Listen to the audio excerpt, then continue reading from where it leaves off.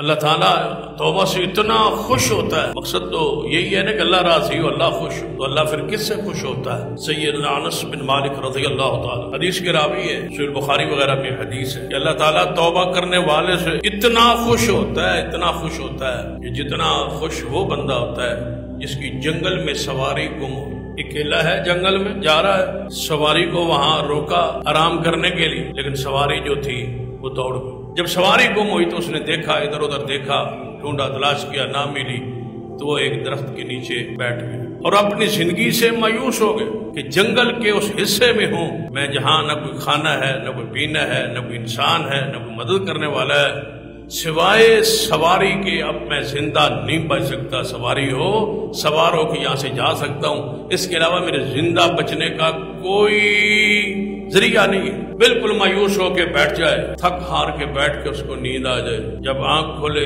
تو سامنے سواری کھڑی، اب وہ خوش ہو رہا ہے، خوش ہو کے پتہ کیا کہتا ہے؟ جذبات میں، خوشی میں، جذبات میں، پتہ ہی نہیں کہ وہ کیا کہہ رہا ہے، کہتا ہے واہ میرے اللہ، تو میرا بندہ ہے اور میں تیرا رب ہوں، تو نے یہ مجھ پہ رحم کیا ہے، کرم کیا ہے۔ کہنا کیا چاہیے تھا کہ تو میرا رب ہے، میں تیرا بندہ ہوں۔ خوشی میں سوچا ہی نہیں، غور ہی نہیں کیا، تو کہہ کیا بیٹھا؟ تو میرا بندہ ہے اور میں تیرا رب۔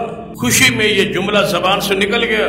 نبی علیہ السلام نے فرمایا جتنا بندہ خوشی میں آ کے یہ جملہ کہہ رہا ہے، اس سے زیادہ اللہ اس بندے سے خوش ہوتا ہے جو گناہ کر کے توبہ کر۔